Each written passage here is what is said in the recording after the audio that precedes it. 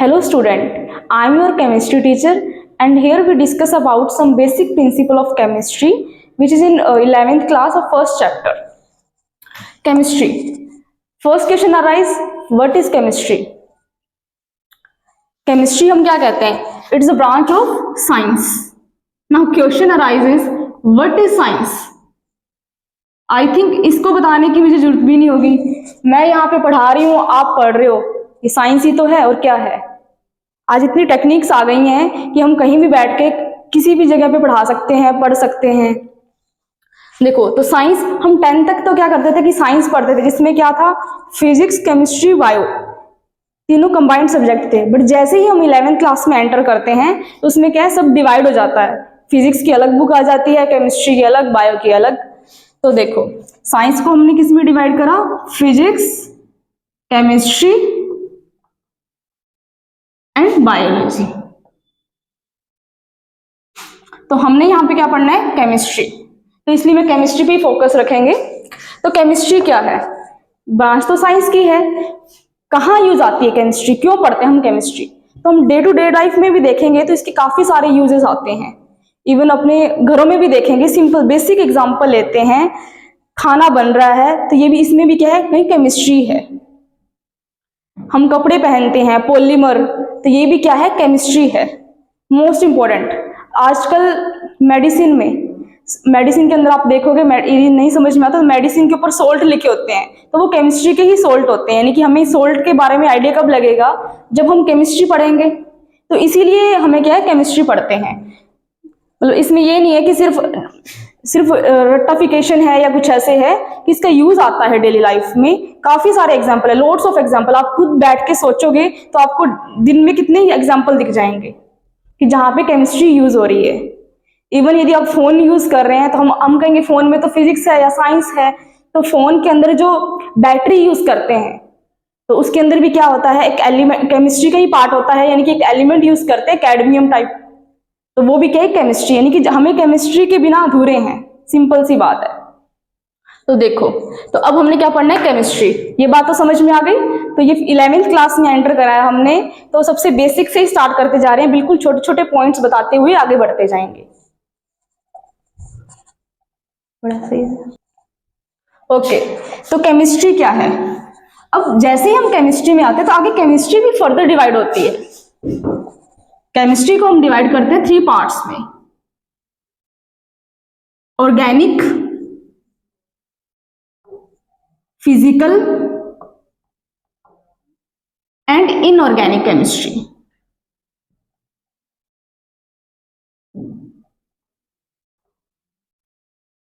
अब आप कहोगे ये क्या चीजें हैं, पहले हमने साइंस को डिवाइड किया, अब हम केमिस्ट्री को डिवाइड करें। हाँ, एक्चुअली है ऐसा। तो देखिए, organic chemistry, physical chemistry and inorganic chemistry. तो अब ऑर्गेनिक केमिस्ट्री में हम क्या पढ़ते हैं, फिजिकल में क्या पढ़ते हैं, इनऑर्गेनिक केमिस्ट्री में क्या पढ़ते हैं, सबसे पहले तो हमें इसका आइडिया होना चाहिए। तो ऑर्गेनिक केमिस्ट्री का जब भी नाम आएगा तो आप देखना, स्टडी ऑफ हाइड्रोकार्बन। इसमें हम किसकी स्टडी करेंगे, स्टडी ऑफ हाइड्रोकार्बन। हाइड्रोकार्बन नाम से पता चल रहा है हम किसकी बात कर रहे हैं, hydrogen and carbon. Means carbon के कंपाउंड जितने भी पॉसिबल होंगे उसकी स्टडी जहां पे भी करनी होगी, वो कौन सी केमिस्ट्री करती है, organic chemistry. Okay, then inorganic chemistry. अब आपने पीरियोडिक एलिमेंट का नाम तो सुना ही होगा, पीरियोडिक टेबल, जो हमने 10th क्लास में भी है, 5th चैप्टर था इसका। तो पीरियोडिक एलिमेंट के बारे में चढ़ते थे, जिसमें क्या था, हाइड्रोजन, हीलियम, लिथियम। तो इन सब के स्ट्रक्चर, जैसे हाइड्रोजन, हीलियम, लिथियम हमने देखा था, तो इन सब के स्ट्रक्चर, इनकी प्रॉपर्टी के बारे में डिस्कस करते हैं। ठीक है, तो ठीक है, ऑर्गेनिक क्लियर हो गया कि हाइड्रोकार्बन की बात करता है, यानी कि जितने भी कार्बन से रिलेटेड कंपाउंड हैं, एल्केन, एल्कीन, एल्काइन, जितने भी इनके स्ट्रक्चर, इनकी केमिकल रिएक्शंस, वो सब किस में आ जाएंगे, आपकी ऑर्गेनिक केमिस्ट्री में आ जाएंगी। और इनऑर्गेनिक क्या कंटेन करता है, इनऑर्गेनिक कंटेन करता है elements like hydrogen, oxygen, fluorine, इन सब की आपस में रिएक्शंस, इनके स्ट्रक्चर, इनकी हाइब्रिडाइजेशन, जितने भी कॉन्सेप्ट हैं वो सारे इनऑर्गेनिक केमिस्ट्री में आ जाते हैं।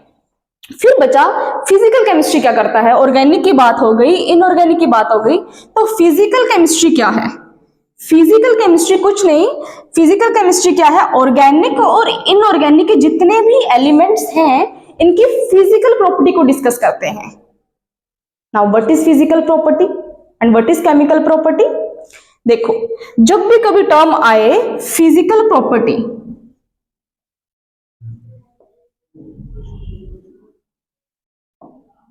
फिजिकल प्रॉपर्टीज क्या होता है? फिजिकल प्रॉपर्टीज किसी भी एलिमेंट का बॉइलिंग पॉइंट, उनका मेल्टिंग पॉइंट, उनकी सोलिबिलिटी, ये सब जो भी आता है वो किस में आता है? फिजिकल प्रॉपर्टी में आता है। तो हाइड्रोकार्बन के जितने सारे कंपाउंड होंगे उनका बॉइलिंग पॉइंट तो होगा, उनकी सोलिबिलिटी भी होगी, उनमें कौन सी अट्रैक्शन है, वंडरवॉल इंटरेक्शन है, कौन से फोर्स लग रहे हैं, वो जितनी भी सारी बातें होती हैं वो सारी की सारी किस में आ जाती हैं? आपकी फिजिकल प्रॉपर्टी में आती हैं। In the same way inorganic chemistry के भी जितने भी एलिमेंट्स होते हैं उन सब की स्टडी जो आती है वो किस में आती है? फिजिकल प्रॉपर्टीज में आती है। तो फिजिकल प्रॉपर्टी में क्या है? तो फिजिकल प्रॉपर्टीज के जितनी भी हैं वो सारी किस में आ जाती है? फिजिकल केमिस्ट्री में आती हैं। Like melting point, boiling point, forces, all are clear है ये चीजें। तो अब हमने क्या देखा कि केमिस्ट्री को हमने 3 पार्ट में डिवाइड करा, ऑर्गेनिक, इनऑर्गेनिक एंड फिजिकल। तो इसके अंदर किसकी किसकी स्टडी होती है वो भी हमने देख लिया। ऑर्गेनिक करता है हाइड्रोकार्बन की स्टडी, यानी कि कार्बन के जितने भी कंपाउंड होते हैं सारे ऑर्गेनिक केमिस्ट्री में आ जाते हैं। उनके स्ट्रक्चर की बात करनी है या उनके केमिकल रिएक्शन की बात करनी है। हाँ, हमने बोला था फिजिकल प्रॉपर्टी जो डिस्कस करते हैं वो तो होता है फिजिकल केमिस्ट्री में। तो मैंने अभी टर्म बोला था कि केमिकल प्रॉपर्टीज क्या होता है। तो केमिकल प्रॉपर्टीज क्या होता है? किसी भी एलिमेंट की केमिकली वो कैसे रिएक्ट कर रहे हैं वो सारी चीजें किसमें आ जाती हैं? केमिकल प्रॉपर्टीज में आ जाती हैं। फिजिकल प्रॉपर्टीज में तो melting point, boiling point, forces, colour, colour क्या है उस कंपाउंड का, ये जितना भी डिस्कशन है ये सारा किस में आता है? आपका फिजिकल प्रॉपर्टी में आता है। क्लियर है ये सब चीजें?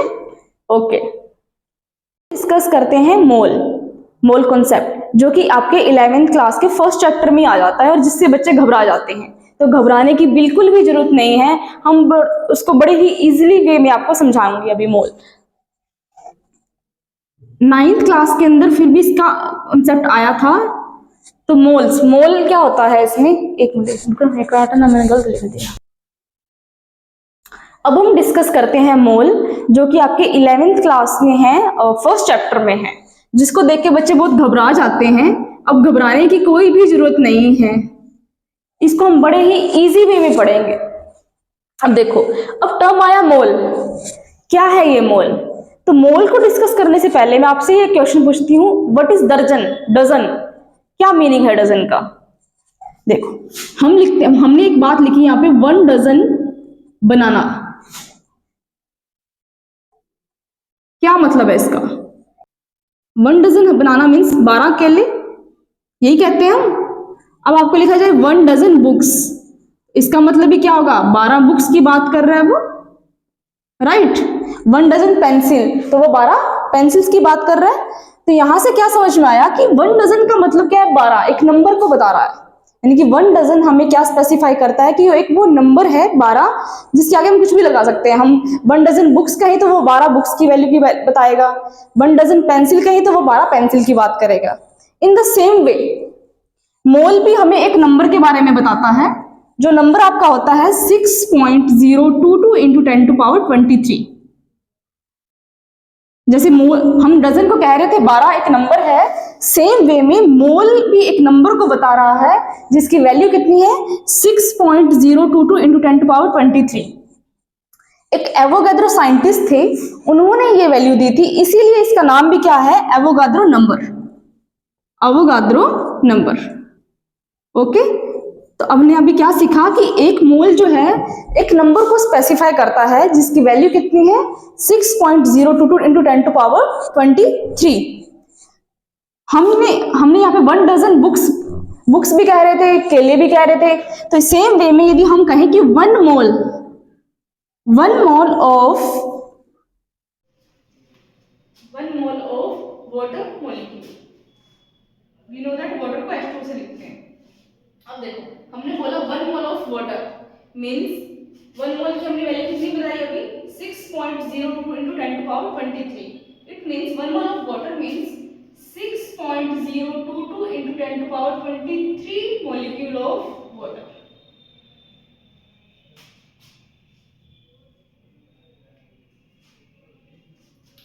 यदि हम कहें 1 mole of sodium atom,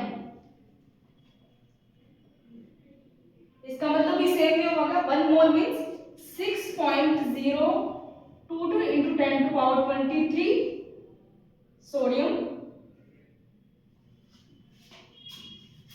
okay, तो यहां से हमने कह रहे कि 1 मोल की वैल्यू होती है that is 6.022 into 10 to power 23।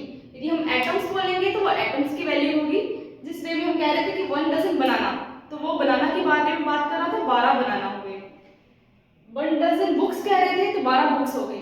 Same way में जब हम कहेंगे 1 mole of atom it means 6.022 into 10 to power 23 atoms. 1 mole of molecule then also we say that 6.022 into 10 to power 23 molecules. Clear है ये बात? ठीक है, तो हमने ये तो देख लिया कि 1 मोल होता क्या है। तो अब देखो, अब हम इसके अकॉर्डिंग फॉर्मूला भी करेंगे कि 1 मोल कैसे कैलकुलेट करते हैं।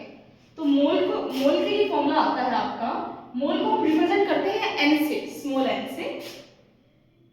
और जो हमने डिस्कस करा था कि ये एवोगाड्रो नंबर है, उसको हम रिप्रेजेंट करते हैं Na से। ये है आपका एवोगाड्रो नंबर और स्मॉल n है आपका मोल। ओके, देखो तो मोल को हम कैसे कहेंगे, मोल का फॉर्मूला क्या है,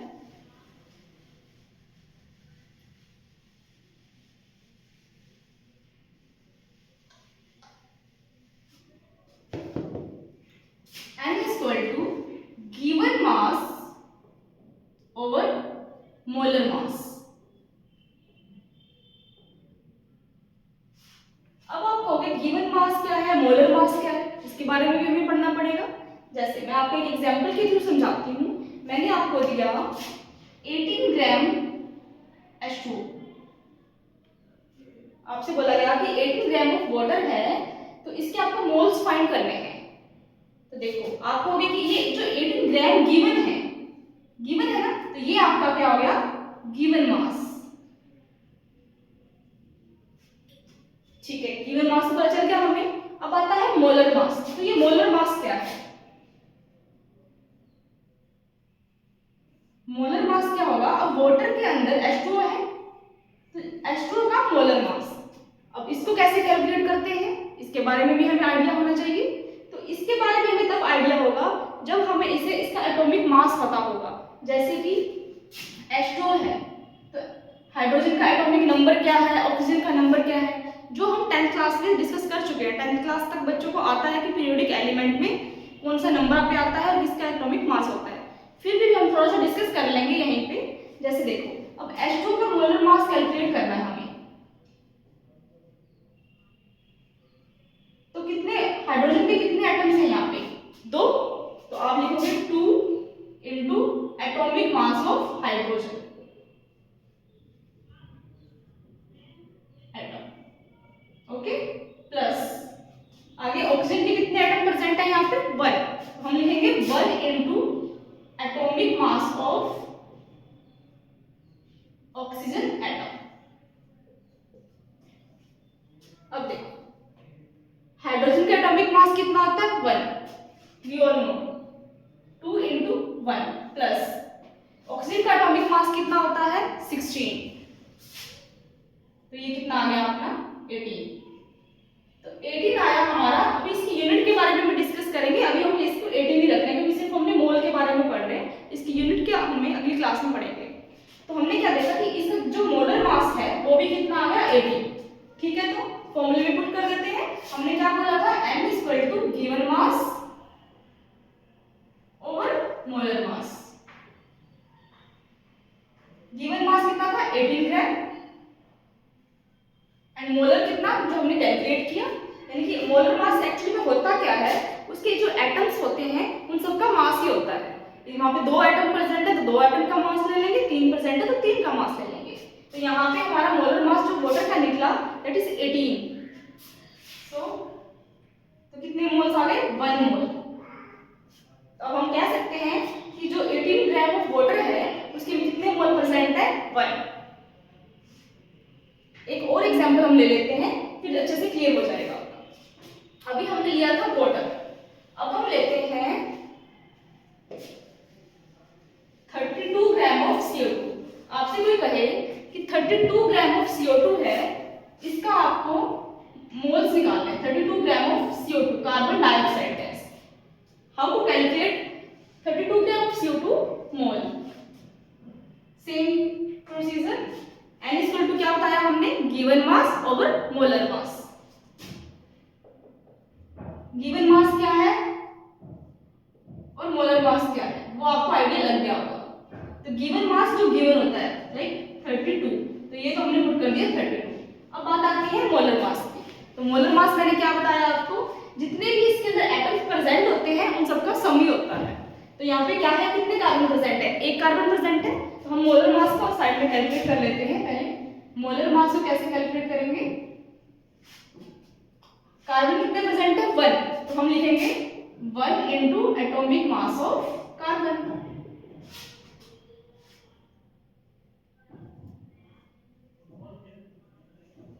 देन ऑक्सीजन कितने प्रेजेंट है? 2। सेम वे में 2 इंटू, यहाँ पे बीच में एडिशन आ जाएगी, 2 into atomic mass of oxygen atom.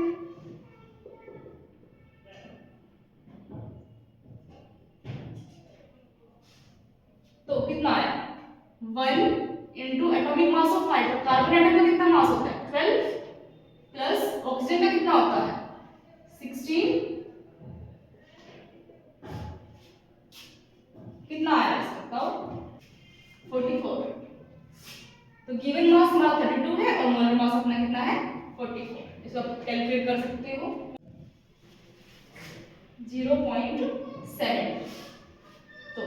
तो हमने सिर्फ बेसिक आइडिया लिया है कि मोल है क्या, वो एक नंबर है, हमने देख लिया उसको किस टाइप से कैलकुलेट करते हैं, जिसमें हम गिवन मास और मोलर मास का यूज करते हैं। गिवन मास मींस गिवन होता है और मोलर मास हमें कैलकुलेट कर लेते हैं। तो इसके यहाँ तक किसी को भी डाउट हो तो आप कमेंट कर सकते हैं। बाकी नेक्स्ट क्लास में हम अच्छे से डिस्कस करेंगे मोल कंसेप्ट को और उसमें मोलर मास को अच्छे से कैलकुलेट कराना सिखाएंगे। देन हम आगे प्रोसीड करेंगे। Okay, thank you.